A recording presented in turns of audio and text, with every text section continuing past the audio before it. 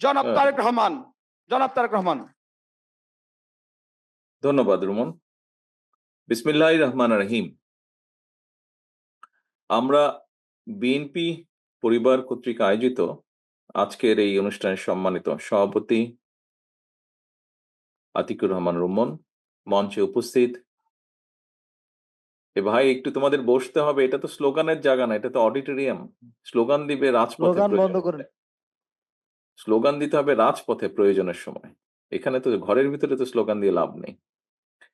মঞ্চে উপস্থিত বাংলাদেশ জাতীয়তাবাদী দলের সিনিয়র জয়েন্ট সেক্রেটারি জনাব রিজভী আহমেদ, উপস্থিত বাংলাদেশের অন্যতম বিখ্যাত ফেমাস জনপ্রিয় ছাত্রনেতা জনাব অ্যানি, উপস্থিত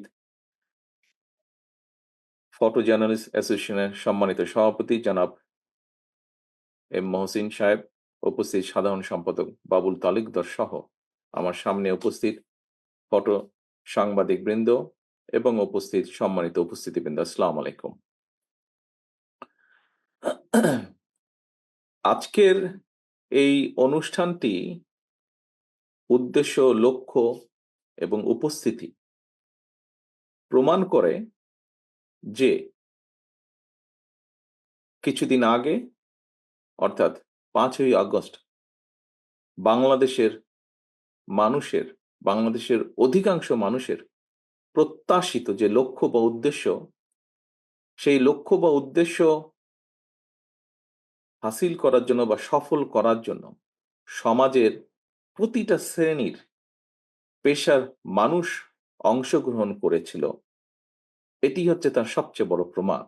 আজকে আমরা এখানে একত্রিত হয়েছি ফটো জার্নালিস্ট বলতে যাদেরকে বোঝায়, তারা তাদের দায়িত্ব পালন করতে গিয়ে কিভাবে একটি পলাতক খুনি স্বৈরাচারের হাতে বিভিন্নভাবে অত্যাচারিত নির্যাতিত হয়েছেন, সেই অত্যাচারিত নির্যাতিত মানুষদের, কিছু সংখ্যক মানুষদের পাশে যতটুকু সম্ভব আমাদের সীমাবদ্ধতার ভিতরে থেকে দাঁড়ানোর প্রচেষ্টার মূল লক্ষ্য বা উদ্দেশ্য আজকের এই অনুষ্ঠান।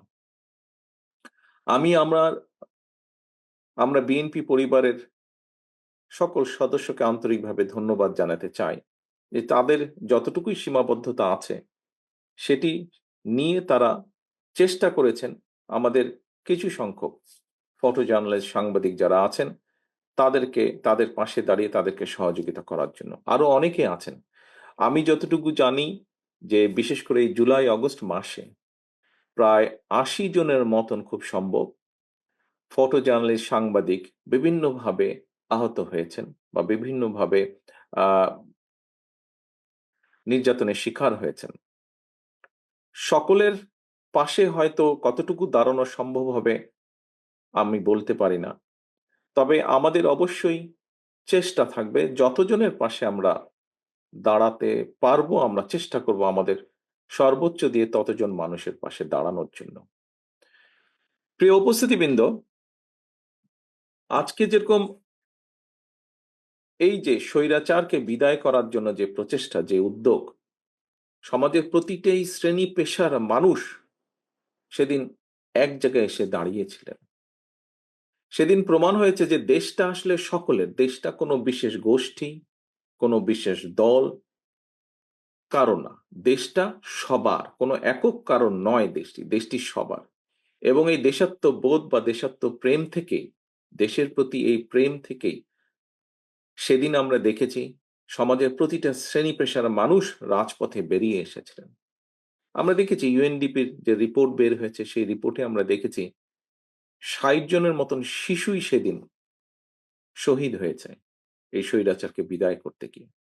আর তার পরবর্তীতে জাতিসংঘের যে রিপোর্টটি কয়েকদিন আগে বের হয়েছে সেটি কম বেশি আপনারা সেই সম্পর্কে ওয়াকেফল আছেন। অর্থাৎ একটি খুব সংক্ষেপে যদি আমরা বলি, গত 15 বছরও যদি বাদ দেই, মাত্র জুলাই আগস্ট মাসেও যদি আমরা ধরি, তাহলেই বোঝা যায় যে কি পরিমাণ মানুষকে শুধু 2 মাসের আন্দোলনেই হত্যা করা হয়েছে। অর্থাৎ আন্দোলন যখন চরম মুহূর্ত, ওই অল্পটুক সময়ের মধ্যে চরম যে কোনো জিনিসের বিষয়ে চরম মুহূর্ত সময়টা অল্পই থাকে, সেই চরম মুহূর্তে সেই অল্প সময়ে ২-৩ সপ্তাহের মধ্যেই কতগুলো মানুষকে শহীদ হইতে হয়েছে। তাহলে আপনারা বিবেচনা করে দেখতে পারেন গত ১৫ বছর ধরে কত মানুষ, শত হাজারো মানুষ যেই গুম খুনের হদিস বেরিয়ে আসছে, গুম খুনের যে ঠিকানা হিসাবগুলো বেরিয়ে আসছে, কি পরিমাণ মানুষ অত্যাচার নির্যাতিত হয়েছে। প্রিয় সহকর্মীবৃন্দ, আজকে যে মানুষগুলোকে ঘিরে আমরা এখানে একত্রিত হয়েছি, তাদের পেশা, এখানে আলোচকবৃন্দ আলোচনা করেছেন, তাদের পেশার একটি অন্যতম মূল বৈশিষ্ট্য বা লক্ষ্য হচ্ছে তারা যেরকম মানুষের আহ দুঃখ, কষ্ট, অত্যাচার, নির্যাতনকে, অনেক কথাকে শুধুমাত্র একটি ছবির মাধ্যমে তুলে ধরতে পারেন, ঠিক একইভাবে একটি ছবির মাধ্যমে কিন্তু সমগ্র জাতিকে আশাও বা উজ্জীবিত করতে সক্ষম একটি ছবি। আমি এটি বিশ্বাস করি। একটি ছবি যেরকম সব কথা বলে দিতে পারে, অনেক লেখা বাদ দিয়ে শুধু একটি ছবি, বড় রচনা বাদ দিয়ে একটি ছবি, ঠিক একইভাবে আমরা যে ঘন্টার পর ঘন্টা রাজনীতিবিদরা বক্তব্য রাখি, বিভিন্ন গুণীজনেরা তাদের গুরুত্বপূর্ণ বক্তব্য রাখেন, কিন্তু আমার কাছে মনে হয় একটি ছবির মাধ্যমে সম্পূর্ণভাবে একটি জাতিকে উজ্জীবিত করা সম্ভব। সম্পূর্ণভাবে সেরকম একটি ছবির মাধ্যমে একটি জাতিকে পথ দেখানো সম্ভব, দিশা দেওয়া সম্ভব। প্রিয় সহকর্মীবৃন্দ, প্রিয় উপস্থিতিবৃন্দ, প্রিয় জার্নালিস্ট বৃন্দ, ফটো জার্নালিস্ট বৃন্দ, এই যে গত ১৫ বছরের যে আন্দোলন, যে সংগ্রাম, যার মধ্যে বিভিন্ন সময় ফটো জার্নালিস্ট হোক অথবা জার্নালিস্ট বৃন্দই হোক, অর্থাৎ এই পেশার সাথে যে মানুষগুলো আছেন, তারাও বিভিন্ন সময়ে জড়িত ছিলেন। বিভিন্ন কারণে, ইচ্ছা থাকলেও, পেশাগত ইচ্ছাই হোক আর নিজস্ব বিবেকের তাড়নাতেই হোক, অনেক সময় অনেক সংবাদ আপনারা প্রকাশ করতে পারেননি, অনেক ছবি আপনারা প্রকাশ করতে পারেননি। একইভাবে আপনারা যেমন পারেননি, আপনাদেরকে যেমন দাবিয়ে রাখা হয়েছিল, ঠিক একইভাবে বাংলাদেশের প্রত্যেকটি গণতান্ত্রিক, আমি প্রত্যেকটি রাজনৈতিক রাজনৈতিক দলের নেতাকর্মীকে দাবিয়ে রাখা হয়েছিল। ঠিক একইভাবে বাংলাদেশের সমগ্র জনগণকে দাবিয়ে রাখা হয়েছিল। তাদের নিজেদের কথা বলার অধিকার থেকে তাদেরকে বঞ্চিত করা হয়েছিল।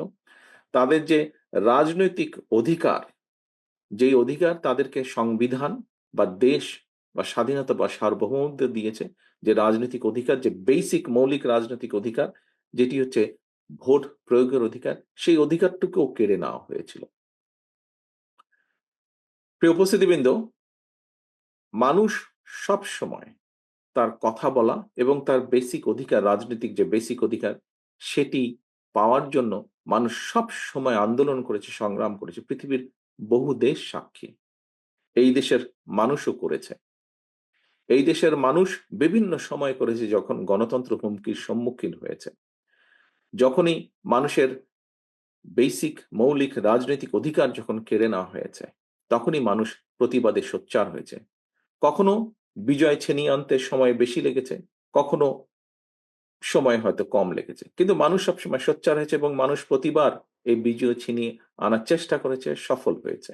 আবার হয়তো ষড়যন্ত্রকারীরা বিভিন্ন সময় আবার তাদের ষড়যন্ত্রের জাল বিস্তার করেছে। প্রিয় উপস্থিতিবৃন্দ, লক্ষ্য কি, উদ্দেশ্য কি?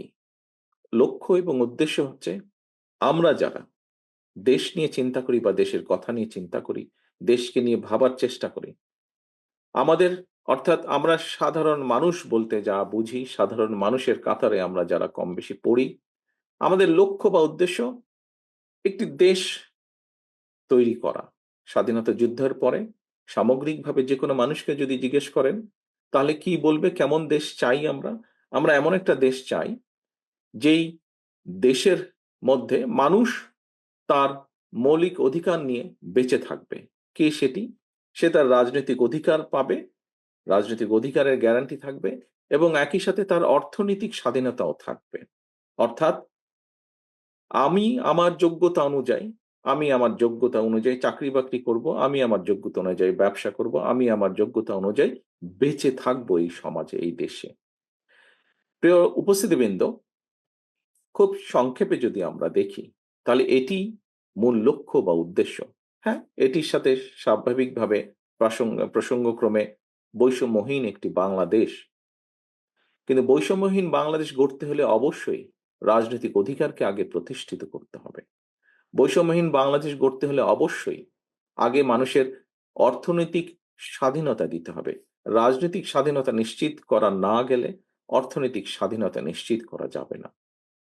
রাজনৈতিক স্বাধীনতা নিশ্চিত করতে হলে ভোটের অধিকারকে অবশ্যই নিশ্চিত করতে হবে। তবে সহকর্মীবৃন্দ, প্রিয় উপস্থিতিবৃন্দ, এখানে শুধু ভোটের অধিকার নিশ্চিত করলেই চলবে না। একই সাথে ভোট প্রয়োগের অধিকারকে নিশ্চিত করতে হবে। অর্থাৎ আমি একজন ভোটার, আমার যেরকম ভোটের অধিকার থাকবে, ঠিক একইভাবে আমি যাতে আমার ভোটটি সঠিকভাবে নির্ভয়ে আমি দিতে পারি এবং আমি দেওয়ার মাধ্যমে আমি আমার প্রতিনিধিকে বাছাই করে আনতে পারি, সেই অধিকারটিকেও নিশ্চিত করতে হবে। সেটি ইউনিয়ন পরিষদ হোক, সেটি পৌরসভা হোক, সেটি উপজেলা হোক, সেটি জাতীয় পর্যায়ে হোক না কেন, ভোটের অধিকার নিশ্চিত করার পাশাপাশি ভোট প্রদানের অধিকারকেও নিশ্চিত করতে হবে।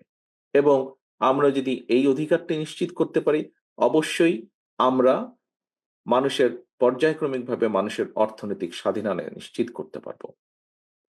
প্রিয় উপস্থিতিবৃন্দ, একজন রাজনৈতিক কর্মী হিসাবে আমি মনে করি মানুষের রাজনৈতিক অধিকার এবং মানুষের অর্থনৈতিক অধিকার যদি নিশ্চিত করা সম্ভব না হয়, তাহলে আমাদের স্বাধীনতা বলি, গণতন্ত্র বলি, সার্বভৌমত্ব বলি, যাই বলি না কেন, কোনটিকেই টিকিয়ে রাখা সম্ভব হবে না। আপনারা খেয়াল করে দেখবেন,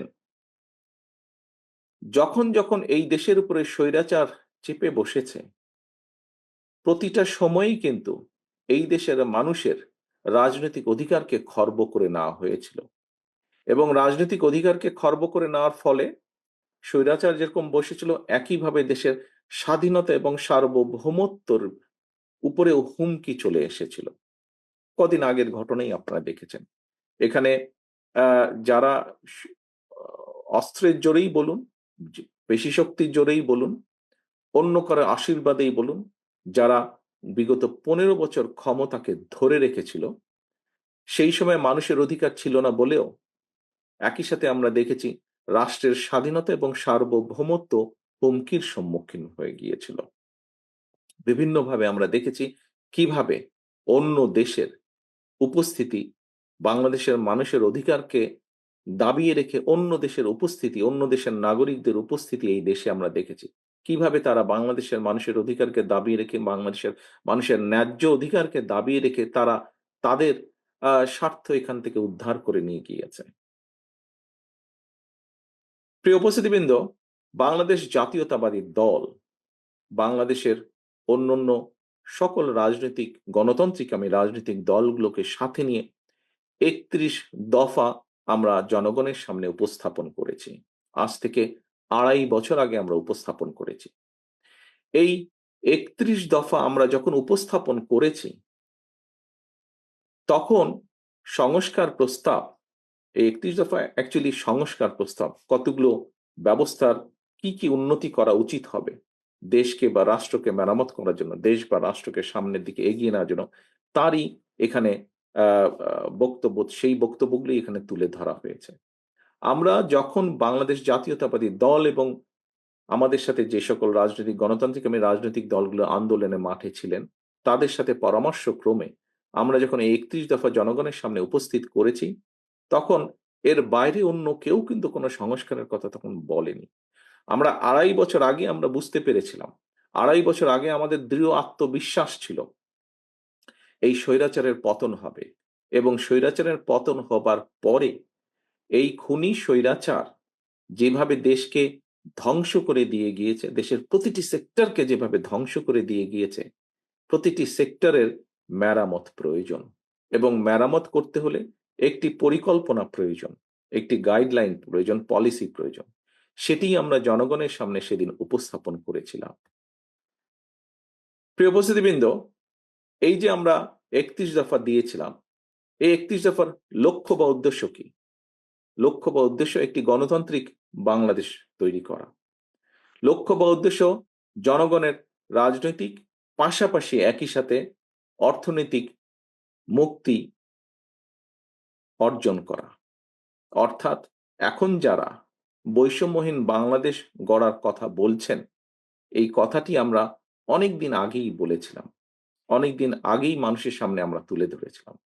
এই মুহূর্তে আমরা যেটি করছি, আমরা আমাদের ৩১ দফা নিয়ে বাংলাদেশের মানুষের ঘরে ঘরে যাওয়ার চেষ্টা করছি। আমরা মানুষকে বলার চেষ্টা করছি কি আমাদের সেই ৩১ দফা।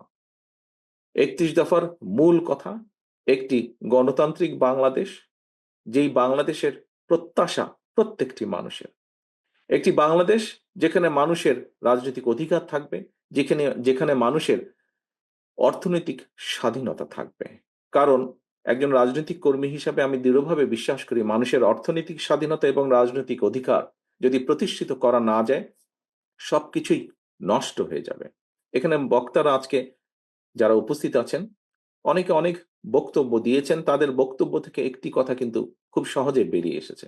আজকে আমরা যখন সাধারণ, খুব সাধারণ মানুষ বলতে যাদেরকে আমরা বুঝাই, তাদের কাছে গেলে কিন্তু একটি কথা বেরিয়ে আসে যে আমরা সবকিছুই বুঝেছি, কিন্তু আমাদের সমস্যার সমাধান কি হবে।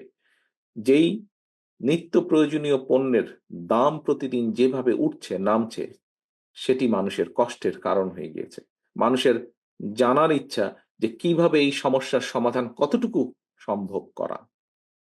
আজকে যেভাবে সারা বাংলাদেশে যেভাবে আহ, দুর্ঘটনা ঘটে, বাসে গাড়িতে যেভাবে দুর্ঘটনা ঘটে, যে পরিমাণ মানুষ এগুলোতে নিহত হন, যে পরিমাণ মানুষ বিভিন্নভাবে শারীরিকভাবে ক্ষতিগ্রস্ত হন, এটি একটি অস্বাভাবিক ব্যাপার। এই সমস্যার সমাধানগুলো হওয়া প্রয়োজন, যা যে কোনো সাধারণ মানুষকে ইফেক্ট করে। কাজে আজকে বাংলাদেশের বহু মানুষ সঠিকভাবে চিকিৎসা সেবা থেকে বঞ্চিত হচ্ছেন। বাংলাদেশের মানুষের, সাধারণ মানুষ বলতে আমরা যাদেরকে বুঝি, তাদের জানার হক আছে, অধিকার আছে যে তাদের চিকিৎসার কি হবে, তার পরবর্তী, তার সন্তানদের, তার পরবর্তী বংশধরদের চিকিৎসার বিষয় কি হবে। আমরা আশেপাশের অনেক দেশের সাথেই যদি তুলনা করি, তাহলে আমাদের চিকিৎসা সেবার যে পরিমাণ, যে পরিমাণ মানুষের চিকিৎসা সেবা পাওয়া উচিত, যে পরিমাণ মানুষ পাচ্ছে না, তার পরিমাণ ভয়াবহ। যারা পাচ্ছে না তাদের সংখ্যা অনেক বেশি। খুব কম সংখ্যক মানুষ চিকিৎসা সেবার মধ্যে পড়ছে। আমরা শিক্ষা ব্যবস্থা নিয়ে কথা বলছি। শিক্ষা ব্যবস্থার অবশ্যই পরিবর্তন হওয়া প্রয়োজন। শিক্ষা ব্যবস্থার গুণগত প্রয়োজন, শিক্ষকদের গুণগত অবস্থার পরিবর্তন হওয়া প্রয়োজন। তা না হলে এই জাতির সামনে অন্ধকার ছাড়া অন্য কিছু নেই। কাজে এরকম আরো অনেকগুলো বেসিক সমস্যা আছে, যার যার একটি বেসিক সমাধানের পরিকল্পনা আমরা আমাদের ৩১ দফায় দিয়েছি। আমরা যদি মানুষের এই সমাধানগুলো, সমস্যার সমাধান করতে না পারি, তাহলে উচ্চ কক্ষই বলুন, এক ব্যক্তি দুইবারের বেশি প্রধানমন্ত্রী হবে না বলুন, আরো যত ক্ষমতার ভারসাম্য এর ভিতরে, ওর সাথে ওর ক্ষমতার ভারসাম্য যতই যাই বলি না কেন আমরা, দিন শেষে কিন্তু মানুষের কোনো উপকার হবে না। ওগুলো যেমন আমাদের করতে হবে, একই সাথে আমাদের সাধারণ মানুষের, দেশের বৃহৎ জনগোষ্ঠীর মৌলিক সমস্যার সমাধানগুলো আমাদেরকে করতে হবে। সংস্কার বলতে একজন রাজনৈতিক কর্মী হিসাবে আমি এই বিষয়গুলোকেই বুঝে থাকি। প্রিয় উপস্থিতিবৃন্দ, আজকে আমরা এখানে একত্রিত হয়েছি জুলাই আগস্ট মাসে যে সকল ফটো জার্নালিস্ট তাদের পেশাগত দায়িত্ব পালন করতে গিয়ে মানুষের উপরে যে স্বৈরাচারের অত্যাচার, নির্যাতন, সেই ছবিগুলো তুলে ধরতে গিয়ে তাদের, যে তারা নিজেরাও যেভাবে অত্যাচারিত, নির্যাতিত হয়েছেন, তার মধ্যে সামান্য কিছু সংখ্যক মানুষকে, মানুষের পাশে আমরা দাঁড়ানোর চেষ্টা করছি। সেই উদ্দেশ্যে আমরা এখানে একত্রিত হয়েছি। কিন্তু সমাজে তো বহু মানুষ, বহু শ্রেণী পেশার মানুষ এইভাবে ভুক্তভোগী হয়েছেন। সবার পাশে দাঁড়াতে হলে তো রাষ্ট্রের একটি পলিসি লাগবে। সবার পাশে দাঁড়াতে হলে তো রাষ্ট্রের একটি সঠিক চিন্তাধারা লাগবে যে এই মানুষগুলোর পাশে দাঁড়াতে হবে। কদিন আগে আমরা দেখেছি যে ছাত্র সমাজের বেশ কিছু সদস্য রাস্তা অবরোধ করে দাঁড়িয়েছেন। কেন? তারা সুচিকিৎসা পাচ্ছেন না। জুলাই আগস্ট মাসে তারা ক্ষতিগ্রস্ত হয়েছেন শারীরিকভাবে আন্দোলনকে সফল করতে গিয়ে, কিন্তু তারা তাদের সুচিকিৎসা থেকে বঞ্চিত। এরকম ভাবে যদি আমরা দেখি, এবং এই ঘটনা একবার না একাধিকবার ঘটেছে, আমরা যদি এভাবে দেখি, বহু মানুষ আছে, অনেক মানুষ হয়তো সামনেও এগিয়ে আসেননি, দাবি করেননি যে আমি ক্ষতিগ্রস্ত হয়েছি, আমার সহযোগিতা প্রয়োজন। এখন উপস্থিতিবৃন্দ, আমাদের প্রশ্ন, আমরা যদি ডে টু ডে এফেয়ারে এইভাবে কিছু কিছু কাজ করার চেষ্টা করি, তাহলে কি আমরা সঠিকভাবে সঠিক সহযোগিতা অধিকাংশ মানুষের কাছে পৌঁছে দিতে সক্ষম হব? অবশ্যই সক্ষম হব না। আমাদেরকে টোটাল একটি পলিসির মধ্যে করতে হবে। যাদের সাথে মানুষের যোগাযোগ আছে, যারা মানুষের কথাগুলো শুনতে পায়, যারা মানুষের কথাগুলো তুলে ধরতে পারে, এইরকম ব্যক্তিদের মাধ্যমে যখন সরকার গঠিত হবে, তখন সামগ্রিকভাবে তারা দেশের বিভিন্ন শ্রেণী পেশার মানুষের কথা চিন্তা করবেন, তাদের জন্য কাজ করবেন। সেই জন্যই সেজন্যই যদি আমরা বলি, আজকে এই মুহূর্তে সংস্কারকে যদি যারা মনে করছেন যে নির্বাচন পরে হওয়া উচিত, সংস্কার আগে হওয়া উচিত, তাহলে সেই সংস্কারকে সফল করার জন্যই এমন মানুষের দরকার যারা সরাসরি জনগণের সাথে সম্পৃক্ত। তা না হলে কোনো সংস্কারই সফল করা সম্ভব হবে না। কাজেই সংস্কারকে যদি সফল করতে হয়, সংস্কারের সংস্কারের প্রস্তাবনা আজকে থেকে ২ বছর আগে এদেশের রাজনীতিবিদরাই দেশের মানুষের সামনে তুলে ধরেছেন। রাজনৈতিক কর্মীরাই সংস্কারের প্রস্তাব এই দেশের মানুষের সামনে তুলে ধরেছেন।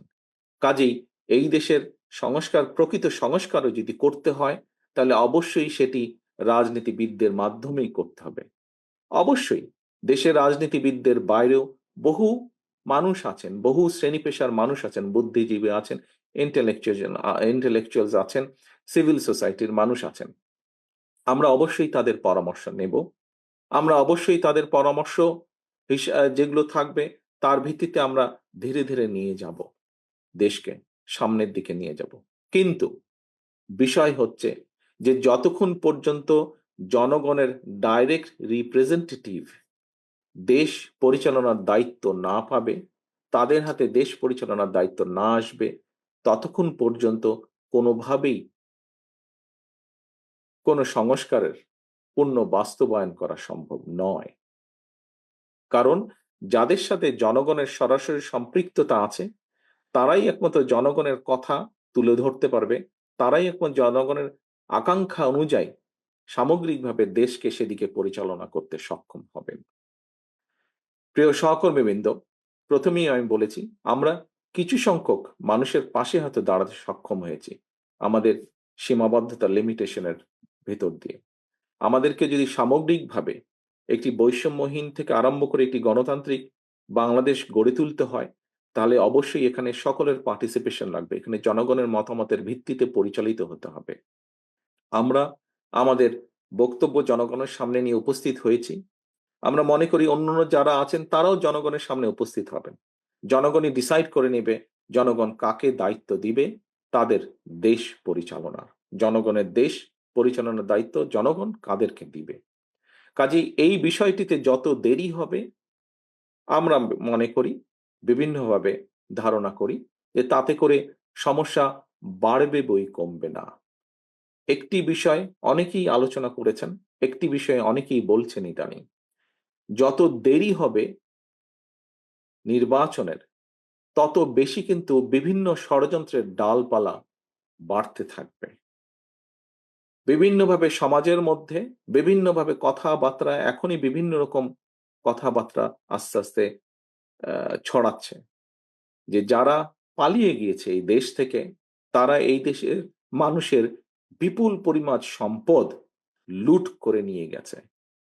অবশ্যই তারা সেই সম্পদগুলি সেই ষড়যন্ত্রের পিছনে ব্যয় করবে। কাজেই দেশকে যদি একটি স্টেবল সিচুয়েশনের ভিতরে আনতে হয়, দেশকে যদি ঐক্যবদ্ধভাবে ধরে রাখতে হয়, দেশকে যদি একটি স্থিতিশীল অবস্থার মধ্যে ধরে রাখতে হয়, তবে তার দায়িত্ব অবশ্যই জনগণের হাতে ছেড়ে দিতে হবে। আমরা সকল সময় মনে করি এই দেশের মূল মালিক বাংলাদেশের জনগণ। কাজেই বাংলাদেশের জনগণের সেই অধিকার আছে এই দেশ নিয়ে কি হবে না হবে সেই সিদ্ধান্ত নেবার একমাত্র ক্ষমতা বাংলাদেশের মানুষের। এবং পৃথিবীতে আমরা মুখে সকলেই গণতন্ত্রের কথা বলি, সমগ্র পৃথিবীতে গণতান্ত্রিক ব্যবস্থা বলতে যা বোঝায় সেটি হচ্ছে নির্বাচন। নির্বাচনের মাধ্যমেই জনগণ তাদের মতামত ব্যক্ত করে থাকেন। সেটি আগেই বলেছি আমি, সেটি ইউনিয়ন পরিষদ হোক, সেটি জাতীয় পর্যায়ের হোক, নির্বাচনের মাধ্যমেই জনগণ তাদের মতামত প্রকাশ করে থাকে। নির্বাচনের মাধ্যমেই জনগণ সিদ্ধান্ত নিয়ে থাকে তারা কি চায়।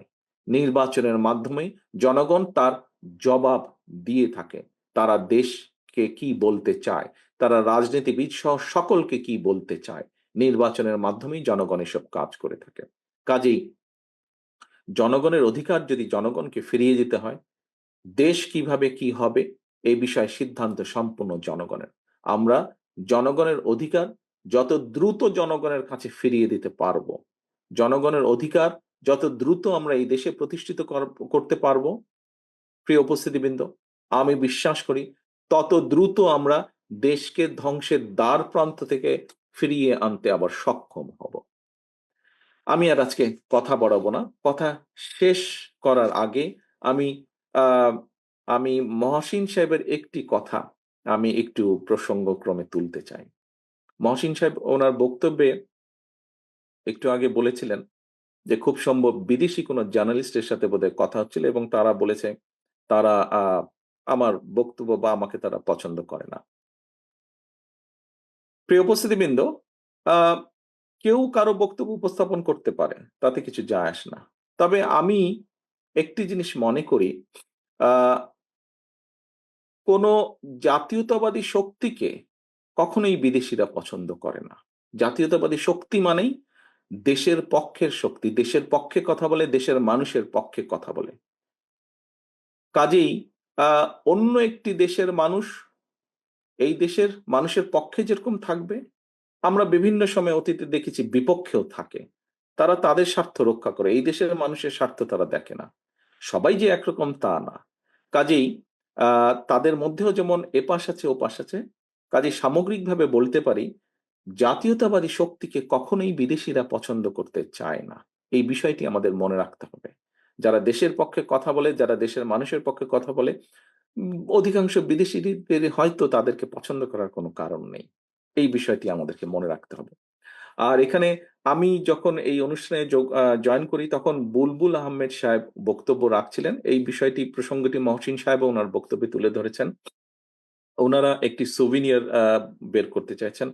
আমিও মনে করি শুধু জুলাই আগস্ট মাসের আন্দোলন নয়, আহ বিগত 15 বছর যেই স্বৈরাচার পালিয়ে গিয়েছে বাংলাদেশ থেকে, তারা এই দেশের মানুষকে কিভাবে অত্যাচার করেছে, কিভাবে নির্যাতন করেছে দলমত নির্বিশেষে, আমি মনে করি তার একটি সামগ্রিক একটি একটি একটি ডকুমেন্ট তৈরি হওয়া উচিত।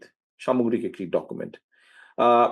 আমাদের অবস্থান থেকে যদি কোনো কিছু করার থাকে, আমি ফটো জার্নালিস্ট অ্যাসোসিয়েশনকে অনুরোধ করব আমাদেরকে দয়া করে জানাবেন। আমরা অবশ্যই আপনাদের পাশে এরকম একটি ডকুমেন্ট তৈরি করার জন্য আমরা অবশ্যই আপনাদের পাশে দাঁড়াবো আমাদের সাধ্য মতো। পরিশেষে আমি আবারও যে সকল ফটো জার্নালিস্ট, সাংবাদিক আপনারা বিভিন্নভাবে অবদান রেখেছেন, বিভিন্নভাবে অত্যাচারিত নির্যাতিত হয়েছেন, আপনাদের সকলের প্রতি সম্মান এবং একই সাথে সহমর্মিতা জানিয়ে আমি আমার বক্তব্য শেষ করছি। আল্লাহ হাফেজ। বাংলাদেশ জিন্দাবাদ। বাংলাদেশ জাতীয়তাবাদী দল জিন্দাবাদ। আসসালামু আলাইকুম।